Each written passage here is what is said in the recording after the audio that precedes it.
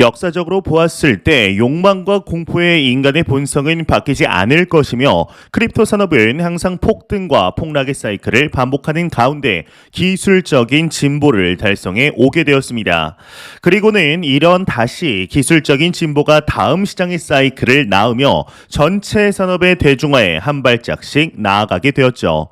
크립토 시장의 역사를 돌아보면 이러한 패턴은 더욱 또렷해집니다. 지금이야말로 혁신적 기술이 어떻게 사이클을 반복해 나가면서 저변을 확대해 나가는지 살펴보기 적합한 시점이 아닐까 싶은데요. 구독과 좋아요, 알림 설정 부탁드립니다. 안녕하십니까. 암호화폐 정보를 전달해 드리는 닥터 비트맨입니다. 주말의 시작 토요일입니다. 어떻게 오늘 하루 잘 보내고 계신가요? 현재 비트코인을 비롯한 크립토 마켓 전반적으로 다시 한 번의 상승을 위한 준비 단계가 다가오는 듯 보이고 있습니다. 일단은 코인 마켓캡에서 메이저 탑 10 코인들 먼저 한번 살펴보도록 하겠습니다. 네, 일단은 시가총액 1위의 비트코인의 경우는 전날 대비 1.90% 상승한 26,600달러대를 나타내고 있습니다. 2위의 이더리움은 이제 4.68% 상승한 1,578달러대를 나타내고 있으며 6위의 XRP는 1.64% 상승한 0.47달러, 8위의 에이다는 5.19% 상승한 0.40달러를 나타내고 있는데요. 비트코인의 더미넌스, 이더리움의 더미넌스 각각 살펴보게 되면 39.3%, 19.1%를 나타내고 있습니다. 네, 그렇다면은 과연 선물 투자자분들은 현재 포지션 어떻게 나누고 있는지 롱숏 비율을 한번 확인해 보도록 하겠습니다. 일단 비트코인의 경우는 58%로 롱 포지션이 우위를 점하고 있고 이더리움은 숏 포지션이 59%로 우위를 점하고 있습니다. XRP의 경우도 숏 포지션이 56%로 더욱 우위를 점하고 있네요. 네, 현재 닥터 비트맨 셰르파 멤버를 모집하고 있습니다. 이제 새로 가입해 주신 NDA 무시크님, 네, 감사드립니다. 이 셰르파 멤버십은 단순히 기사를 읽고 해석해 드리는데 초점을 두고 있는 멤버십이 아닙니다.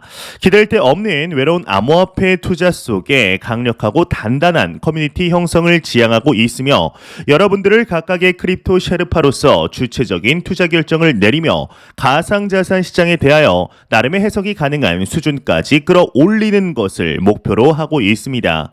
가입을 희망하시는 분들은 현재 오른쪽 상단에 나오고 있는 카드를 클릭하시거나 영상 설명란과 고정 댓글창에 있는 내용을 확인하신 후 가입 부탁드립니다. 유튜브 자체 멤버십이 아니라는 점 꼭 참고 부탁드립니다.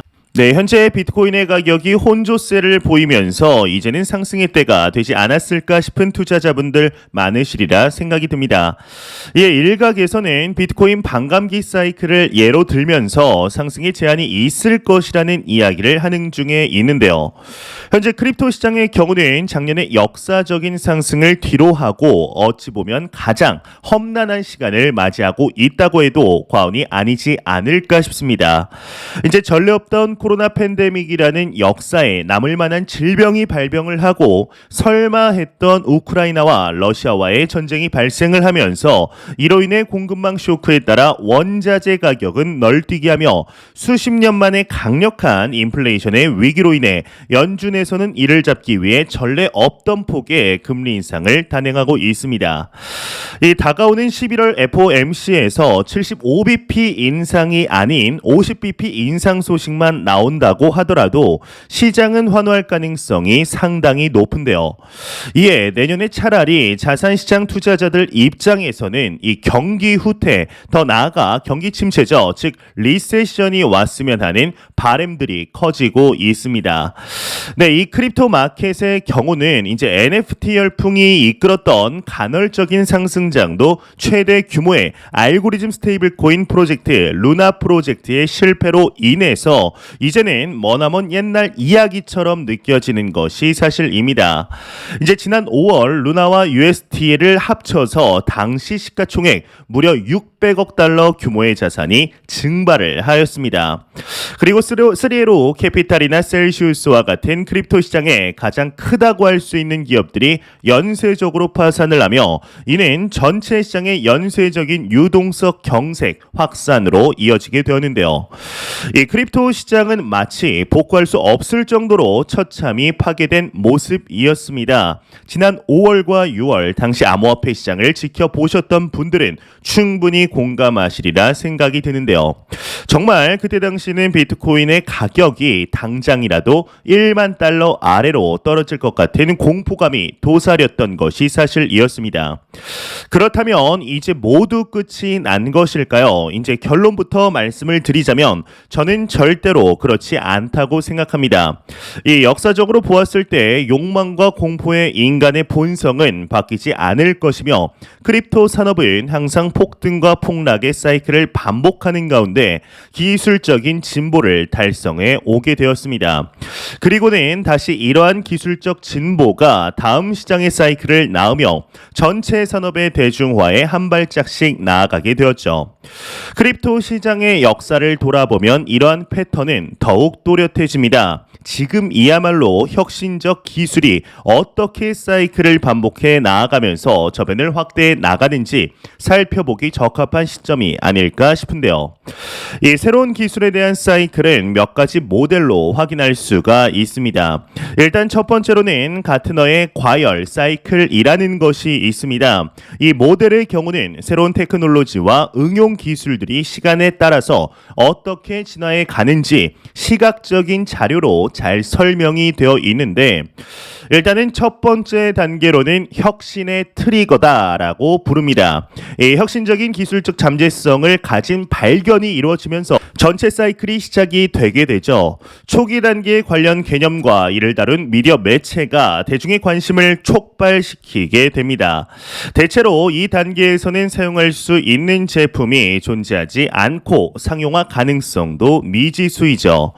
두 번째 단계로는 기대감의 과열의 꼭대기입니다. 초창기 시장의 관심 이후 몇몇 성공 스토리와 더 많은 실패 사례가 이어지게 되는데 이에 이제 몇몇 회사가 이 새로운 기술 시장에 뛰어들지만 대부분의 회사는 실질적인 행동을 보이지 않게 됩니다. 세 번째로는 환멸의 바닥이라고 불리우는데 여러 가지 실험적인 시도가 가시적인 성공을 거두지 못하면서 관심이 사그라들며 많은 생산자들이 떨어져 나가거나 도산하게 됩니다. 이 투자는 얼리 어답터들을 충분히 만족시킬 정도로 상품을 개선해낸 경우에 한해지게 되죠. 네 번째로는 깨달음의 오르막이라고 부릅니다. 이제 새로운 테크놀로지가 기업의 이득이 될 수 있는 다양한 방식이 구체화되기 시작하고 이해도가 올라가게 되는데요. 생산자는 2세대, 3세대 상품을 내놓게 됩니다. 더 많은 기업들이 시제품에 투자하기 시작하며 보수적인 기업은 이제 여전히 경계를 늦추지 않게 되죠. 마지막 다섯 번째로는 생산성의 고원이라고 하는데 이제 메인스트림 상용화가 본격적으로 시작이 되게 됩니다. 생산자를 비교할 지표가 더욱 뚜렷하게 정해지게 되는데 테크놀로지의 넓은 시장 적용 가능성과 실용성이 결실을 맺게 됩니다.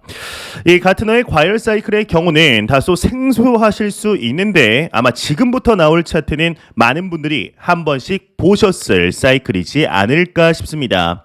이 사이클의 이론은 장앤 폴 로드리그의 4단계 이론인데요. 이제 이름만 들으면 이게 뭔가 싶으실 겁니다. 일단 차트 보도록 하겠습니다. 네, 차트를 보시게 되면은 이제 꽤나 익숙하지 않으실까 싶습니다. 일단 사진을 좀만 줄이고 꽤 익숙하실 겁니다. 이제 코인 커뮤니티를 돌아다니다 보면은 뭐 지금 이 위치에 있다 아니면 이제 곧 상승한다 떨어진다라는 이야기들 심심치 않게 보셨을 텐데 이때 자주 사용되는 이 장폴 로드리그 사이클 이론의 경우는 말 그대로 이제 4단계로 이루어져 있습니다. 일단 첫 번째로는 침투 단계입니다. 미래의 높은 가치 상승을 가져다 줄 기회가 시장에 등장했지만 여러 불확실한 상황상에 이에 투자하는 리스크도 높은 단계인데요. 이런 새로운 펀더멘탈을 이해하는 소수의 스마트 머니들만이 조심스럽게 투자를 하게 되죠. 이제 두 번째로는 인지 단계입니다. 많은 투자자들이 모멘텀을 확인하고 추가 자금을 투입하면서 가격을 더 밀어 올리게 되는데 몇몇 투자자들이 첫 수익 실현을 하면서 단기적인 매도 하락세가 나오기도 합니다. 스마트 머니는 이를 기회로 삼아 포지션을 늘리게 되는데 이 단계의 후반기에는 미디어가 관심을 보이기 시작하며 미숙한 신규 진입자들의 진입이 빠르게 늘어나기 시작하죠. 세 번째로는 광기입니다. 이제 가격 상승을 모두가 알아차리고 대중이 일생일대의 투자 기회에 올라타기 시작하는데 이 단계는 이성이 아닌 심리가 지배를 하게 됩니다. 자금들이 물밀듯이 쏟아져 들어오게 되죠. 마치 2017년과 2021년과 같은 단계인데요. 마지막 네 번째로는 폭락입니다. 이제 지난 2021년 11월 이후에 장 상황이지 않을까 싶은데 한순간 자각이 일어나면서 모두가 거의 동시에 상황이 바뀌었음을 깨닫게 됩니다. 가격은 버블이 차오를 때보다 훨씬 더 빠르게 폭락하는데 과도한 레버리지를 일으킨 많은 자산 보유자들이 파산하고 이는 연쇄적인 매도로 이어지게 되죠. 밸류에이션이 장기적 평균선 아래로 과매도되어 좋은 매수의 기회가 생길 가능성도 존재하긴 하지만 함정일 가능성이 높으며 지하실인 줄 알았다가 용암과 마그마까지 가는 단계입니다. 이 시점 대부분의 투자자들은 최악의 투자 대상으로 여기게 되면서 이때는 스마트머니가 다시 한번 진입을 하며 자산을 매집하는 시기이기도 합니다. 현재 이를 보았을 때 우리는 이제 폭락 단계에 와 있다고 해도 무방하지 않을까 싶습니다. 지금 많은 개인 투자자들 그리고 기관 투자자들이 떠나갔죠. 그리고 최악의 자산이 비트코인이라는 이야기 또한 여기저기서 나오게 되었습니다. 이 과거의 사이클들을 보게 되면 각각 다음 사이클을 위한 디딤돌 역할을 해왔습니다.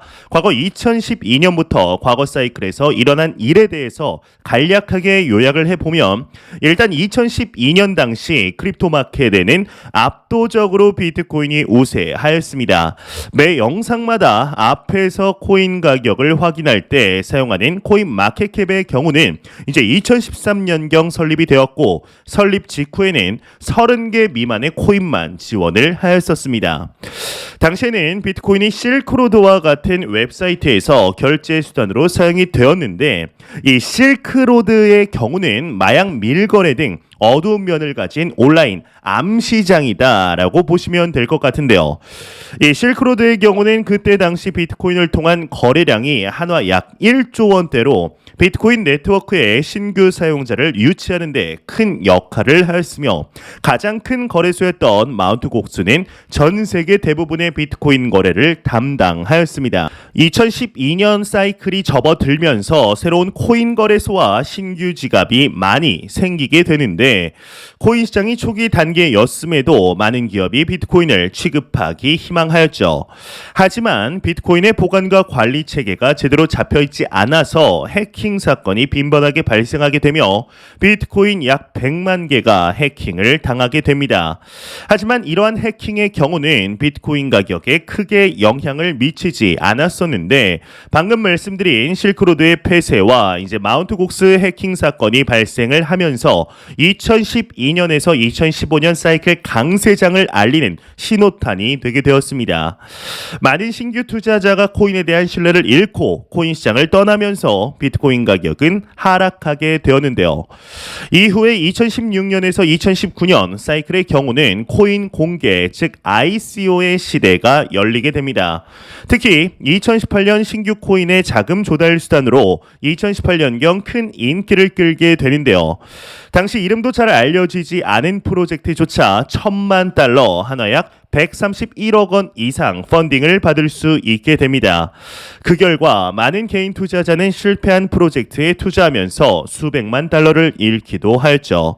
그럼에도 많은 자본들이 유입이 되게 됩니다. 이후 전 세계에서 암호화폐 시장에 대해서 도박과 투기 그리고 네덜란드의 이제 튤립 사건과 연관지어 사회의 악으로 규정을 하면서 점점 시들해지게 되죠. 그리고 지난 2018년에서 2021년의 사이클을 생각해 보게 되면 가히 디파이와 NFT의 시기라고 해도 무방하지 않을까 싶습니다. 이 시기에는 솔라나, 아발란체, 폴리곤 니어와 같은 확장성과 낮은 수수료에 초점을 둔 여러 가지 프로젝트가 출범을 하였습니다. 블록체인 거래에 대한 시장의 높은 수요에 반해 이더리움의 속도와 수용력에는 한계가 있었기 때문에 이들 신규 네트워크는 시장과 개발자들에게서 많은 주목을 받게 되었죠. 이후 대출 플랫폼 컴파운드가 사용자에게 보상으로 지급할 자체 토큰인 컴파운드를 출시하게 되었습니다.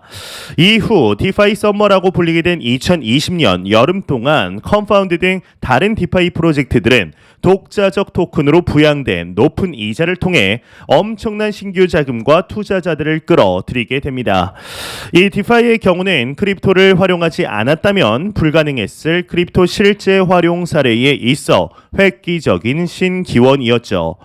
이 시기에 NFT가 대성했던 시기였는데 이제 대체 불가능 토큰으로 불리우며 NFT를 통해 처음으로 디지털 세계에서 원복 혹은 진품의 대체 불가능한 성질을 만들어낼 수 있게 되었습니다.